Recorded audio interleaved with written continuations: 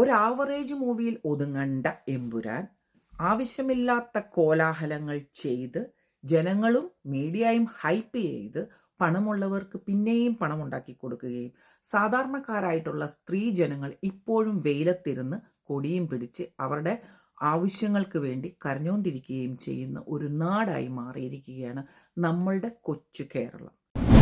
ഒരു നല്ല ഡയറക്ടറിൻ്റെ ഉദ്ദേശം എപ്പോഴും നല്ലതായിരിക്കണം. മണിയുണ്ടാക്കുക എന്ന് മാത്രമായിരിക്കരുത് അവരുടെ ലക്ഷ്യം. കാരണം ജനങ്ങളിൽ സ്വാധീനം ചെലുത്തുന്ന ഏറ്റവും ഫാസ്റ്റായിട്ടുള്ള മീഡിയമാണ് മൂവി അല്ലെങ്കിൽ സിനിമ. അതിൽ കൂടെ സ്വന്തം ജനങ്ങളിലെ നാട്ടുകാരെ കൂട്ടിത്തല്ലിക്കുകയല്ലായിരിക്കണം ഒരു മൂവിയുടെ ലക്ഷ്യം. എമ്പുരാൻ എമ്പുരാൻ എന്നും പറഞ്ഞ് കൂട്ടിത്തല്ലുന്ന മനുഷ്യഗണങ്ങളോട് എനിക്കൊരു കാര്യം പറയാനുണ്ട്. ഒരു മൂവി പ്രൊഡ്യൂസ് ചെയ്യുമ്പോൾ അതിൻ്റെ മുടക്കുമുതൽ തിരിച്ചു കിട്ടുക എന്നുള്ളത് ഒരു പ്രൊഡ്യൂസറിൻ്റെയും ഡയറക്ടറിൻ്റെയും അതിന് പിന്നിൽ പ്രവർത്തിച്ച എല്ലാവരുടെയും അജണ്ടയാണ് അല്ലെങ്കിൽ ആഗ്രഹമാണ്.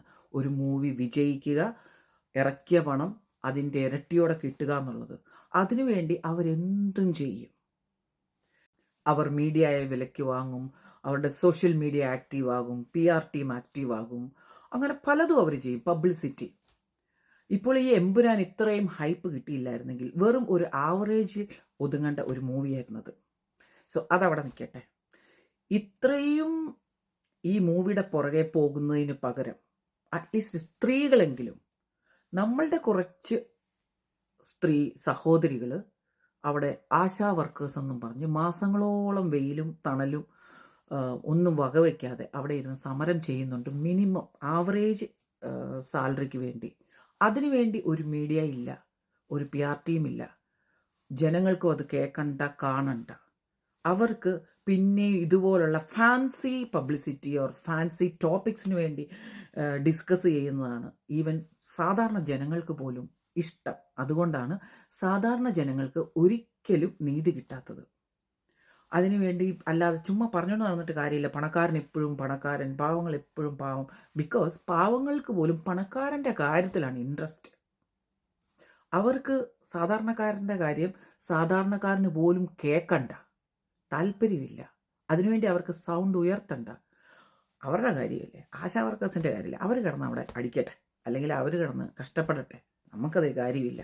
അതേസമയം സെലിബ്രിറ്റികൾ എന്തെങ്കിലും തുമ്മിയോ അല്ലെങ്കിൽ ചുമയ്ക്കോ എന്തെങ്കിലും ചെയ്താൽ കോട്ടയനെ എന്തുകൊണ്ട് തുമ്മി, എന്തിനാശുപത്രിയിൽ, അവർക്ക് എന്ത് പറ്റി, കാലുവേദനയാണോ കൈവേദനയാണോ, ടെൻഷൻ, ഊണ് ഇല്ല, ഉറക്കമില്ല, ഒന്നുമില്ല. സോ ജനങ്ങളെ, നിങ്ങൾ ഈ മെൻറ്റാലിറ്റി മാറ്റുക. അറ്റ്ലീസ്റ്റ് സാധാരണക്കാരായിട്ടുള്ള സ്ത്രീകളെങ്കിലും സ്ത്രീകൾക്ക് വേണ്ടി ശബ്ദമുയർത്തുവാൻ ശ്രമിക്കുക. ഇനി മൂവി എടുക്കുന്ന പ്രൊഡ്യൂസേഴ്സിനോടും ഡയറക്ടേഴ്സിനോടും കൂടെ ഒരു വാക്ക്. ഒരു നല്ല ഡയറക്ടറിൻ്റെ ഉദ്ദേശം എപ്പോഴും നല്ലതായിരിക്കണം. മണിയുണ്ടാക്കുക എന്ന് മാത്രമായിരിക്കരുത് അവരുടെ ലക്ഷ്യം. കാരണം ജനങ്ങളിൽ സ്വാധീനം ചെലുത്തുന്ന ഏറ്റവും ഫാസ്റ്റായിട്ടുള്ള മീഡിയമാണ് മൂവി അല്ലെങ്കിൽ സിനിമ. അതിൽ കൂടെ സ്വന്തം ജനങ്ങളിലെ നാട്ടുകാരെ കൂട്ടിത്തല്ലിക്കുകയല്ലായിരിക്കണം ഒരു മൂവിയുടെ ലക്ഷ്യം. സ്വന്തം രാജ്യത്തിനോടും സ്വന്തം നാട്ടിലെയും ജനങ്ങളോട് കുറച്ചെങ്കിലും പ്രതിബദ്ധത കാണിച്ചുകൊണ്ടായിരിക്കണം ഒരു മൂവി എടുക്കാൻ ശ്രമിക്കേണ്ടത്. ഒരു ഹിസ്റ്ററി മൂവി എടുക്കുകയാണെങ്കിൽ തന്നെയും ആ ഹിസ്റ്ററി വളച്ചൊടിക്കാതെ, ഒരു സൈഡ് മാത്രം കാണിക്കാതെ, ഒരാൾ ഒരു തെറ്റ് ചെയ്തെങ്കിൽ അല്ലെങ്കിൽ ഒരു കൂട്ടരൊരു തെറ്റ് ചെയ്തെങ്കിൽ അത് എന്തുകൊണ്ട് ചെയ്തു, എന്തിനു വേണ്ടി ചെയ്തു എന്നുകൂടെ കാണിക്കുന്നത് നല്ലതായിരിക്കും.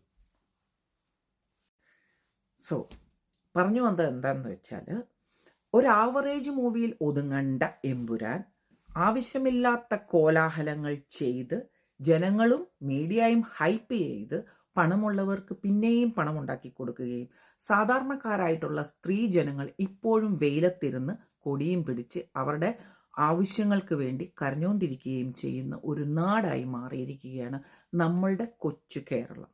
സോ സാധാരണക്കാരായിട്ടുള്ള ജനങ്ങളോട് ഒന്നുകൂടി അഭ്യർത്ഥിക്കുകയാണ്, നിങ്ങൾ നിങ്ങളുടെ സ്വന്തമായിട്ടുള്ള ബ്രെയിൻ യൂസ് ചെയ്ത് കാര്യങ്ങൾ അവലോകനം ചെയ്യാൻ ശ്രമിക്കുക.